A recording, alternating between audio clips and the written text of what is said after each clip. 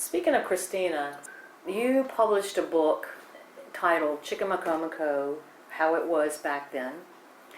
One of the main characters in your book was a young girl named Christina, and you had written in the back of the book that she was named after your daughter.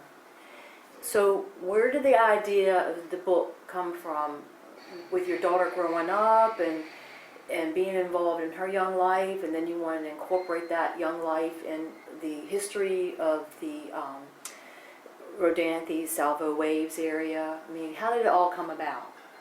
When I was a young kid myself, we used to go to Mr. A.C. Gray's store up in Waves on a Saturday night.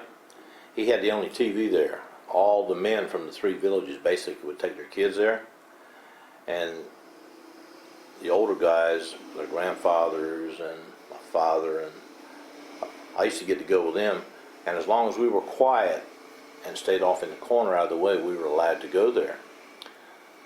They were trying to get the Friday night fights on, and of course it was antenna TV. You were out there with an old wrench trying to turn the pipe and this, that, and the other. They said a little more to the left, a little more to the right, and they hardly ever were able to watch the fights.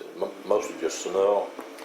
So it would end up, they would all be talking about their experiences growing up. Some of the guys were in their 80s too, and they'd be talking about their grandfathers and this, that, and the other. They'd be sitting around drinking coffee and eating sweet cakes and stuff you had there. Of course, we'd all have soda, and I'd just be sitting in the background taking all this in. So 90% of the content of that came from those listening sessions and talking to older people here. How old were you about? Probably 9, 10, 11 years old. And I didn't even realize, didn't even have any idea why I was storing this stuff, but I remembered a lot of it.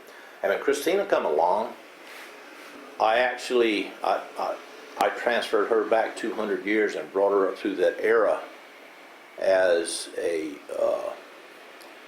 young girl moving in from Baltimore. She was shipwrecked with her father. She ended up near the Chicamacomico area, and they decided to make their home there, and he became what was called a wreck commissioner, and they were able to stabilize a living until she got tangled up with this young lieutenant and moved back to Boston and made a life of her own.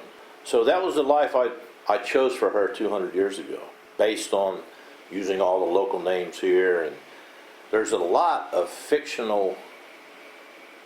There's a lot of fiction in there. It's a historical fictional novel, but it has a lot of facts about the area and stuff that are true. But if you notice, I put a disclaimer in there, and I stated that although there's a lot of historical facts that are true, some of them are not so true.